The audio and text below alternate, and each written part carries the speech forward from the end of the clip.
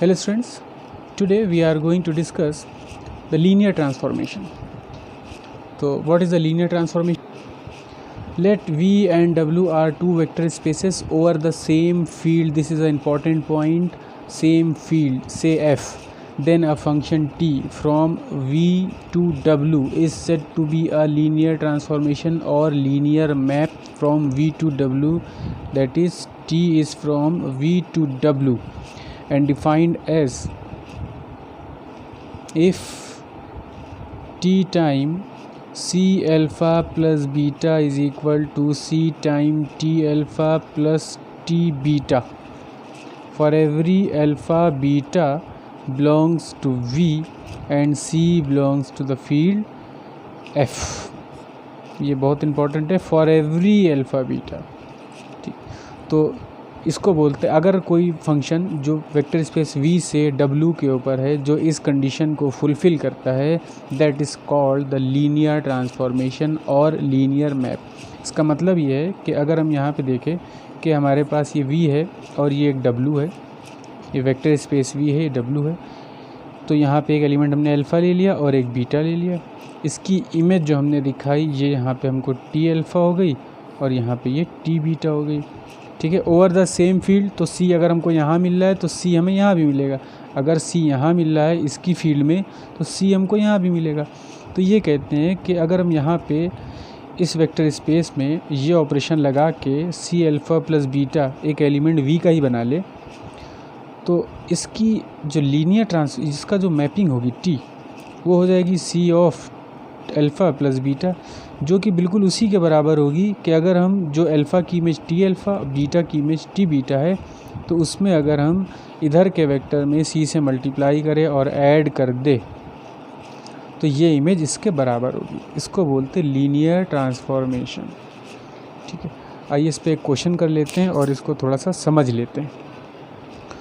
तो क्वेश्चन ये है कि एक लीनियर मैप, एक मैप है, फंक्शन है जो R2 से R3 पे है, जो इस तरह से डिफाइंड है कि अगर हम R2 का कोई एलिमेंट लेते हैं तो उसको x प्लस वाई मतलब इन दोनों एंट्रीज़ का सम कर देगा और 0,0 मतलब R2 से R3 पे चला गया. ये R2 का एलिमेंट है, इसका मतलब है ये इस तरह का होगा, यहाँ पे x होगा, ये y होगा, तो ये जो कोऑर्डिनेट हमको मिलेगा x, y मिल जाएगा. तो इसकी जो मैपिंग है वो R3 में कर रहा है, वो R3 में हमको यहाँ भेज रहे हैं. यहाँ मतलब x प्लस वाई और 0,0 इस लाइन के ऊपर y और z दोनों 0 होंगे. ठीक है, तो ये मैपिंग बता रहा है. इसको देख लेते हैं कि ये लीनियर है कि नहीं है.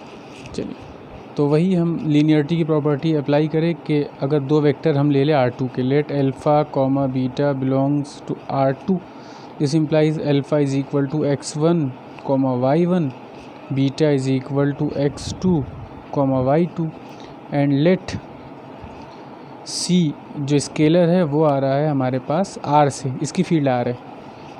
ठीक, यही फील्ड है, दिस इज़ F.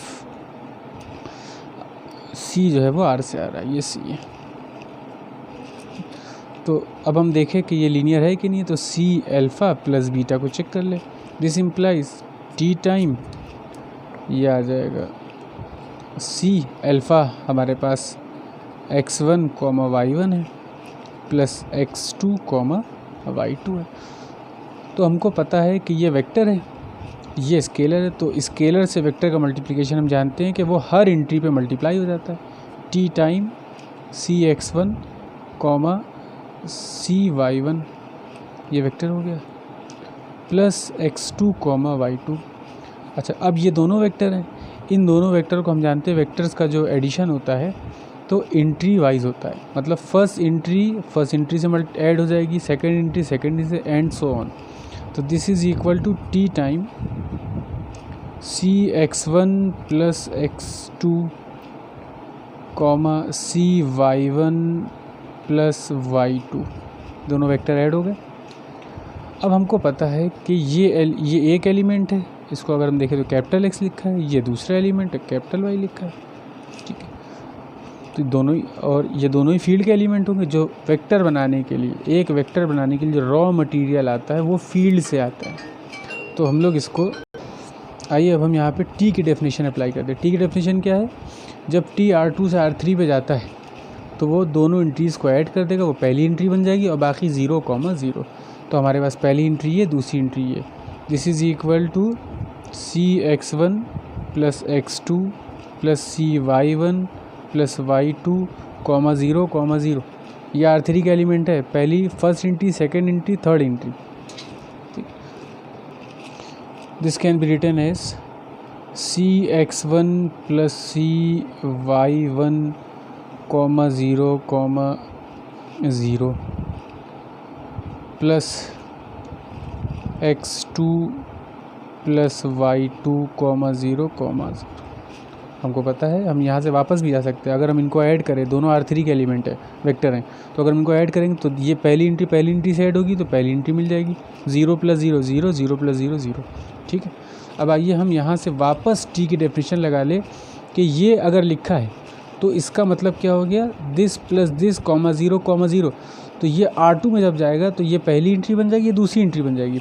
इसका मतलब है यहाँ पे हमको दिख रहा है ये पहली एंट्री है और ये पहली एंट्री है, ये दूसरी एंट्री है। इसमें देखिए ये पहली एंट्री, ये दूसरी एंट्री। अच्छा, उससे पहले हम यहाँ पे C को इस वेक्टर से बाहर भी ले सकते हैं। x1 plus y1 comma 0 comma 0 plus x2 plus y2 comma 0 comma 0। ठीक है, so by the definition of t, this is equal to c time t x1 comma y1 plus t time x2 comma y2।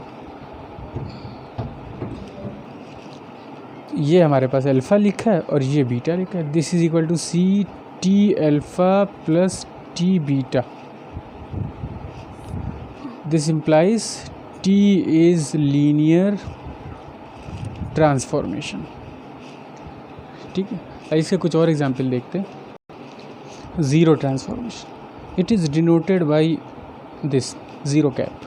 This is from V to W defined as, अगर हम कोई भी V का element हम यहाँ पे लेते हैं, ठीक है, तो ये हमको ज़ीरो पे पहुँचा देता है। Zero is identity vector in W vector space for all alpha belongs to V।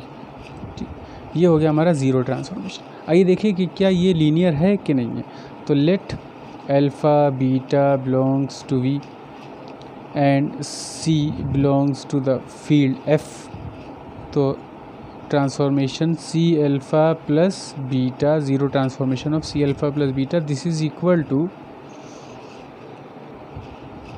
Zero. Since, क्यों ऐसा क्यों हो रहा है, ये ज़ीरो क्यों हो रहा है? सिंस, यहीं पर देख लें, since alpha belongs to V, beta belongs to V and C belongs to F। तो हमको पता है C अल्फ़ा प्लस बीटा भी V का ही एलिमेंट होगा, वेक्टर स्पेस V का ही एलिमेंट होगा। तो ये V का ही एलिमेंट है, तो this is equal to zero. इस ज़ीरो को हम लिख सकते हैं C time zero plus zero. C time zero का मतलब हो गया, हम इसको लिख सकते हैं zero transformation of alpha plus zero transformation of beta. तो इसका मतलब है इंडिविजुअली दोनों पर अप्लाई हो गया। तो this implies this is a linear transformation. ठीक है, आइए एक ट्रांसफॉर्मेशन और देखते हैं। अच्छा, इसमें ये बात भी एकदम क्लियर है कि ज़ीरो ट्रांसफॉर्मेशन ऑफ अल्फ़ा भी ज़ीरो होता है, ज़ीरो ट्रांसफॉर्मेशन ऑफ बीटा भी ज़ीरो होता है ना, यहाँ पे है भी क्लियर है ये। तो आइए देखते हैं आइडेंटिटी ट्रांसफॉर्मेशन। तो आइडेंटिटी ऑपरेटर क्या है? ऑपरेटर इसलिए बोल रहे हैं क्योंकि ये V से V के ऊपर ही है।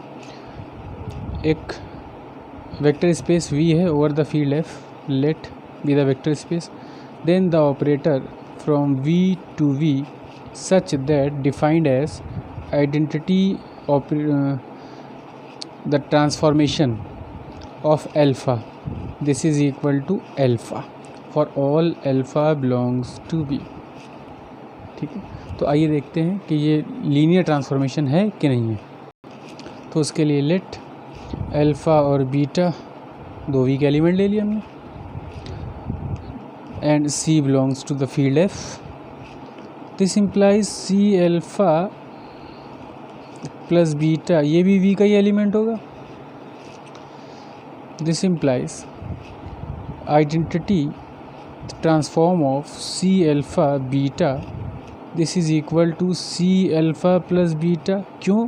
Since this belongs to V, V के एलिमेंट को I जो है अल्फ़ा पे ही मैप करता है। This is equal to C, और alpha is the transformation of alpha, identity transformation, plus is equal to beta. क्यों? क्योंकि अल्फ़ा और बीटा वी के एलिमेंट है, तो V of alpha is equal to alpha, V of beta is equal to beta. This implies identity operator is also linear transformation. Operator इसलिए बोले क्योंकि we से वी पे, अदरवाइज इसको ट्रांसफॉर्मेशन भी बोल सकते हैं। ठीक है, तो आई थिंक ये आपको क्लियर हो गया होगा। और अगर आपको ये वीडियो अच्छी लगी हो इसे लाइक करिए, सब्सक्राइब करिए, और thank you for watching this.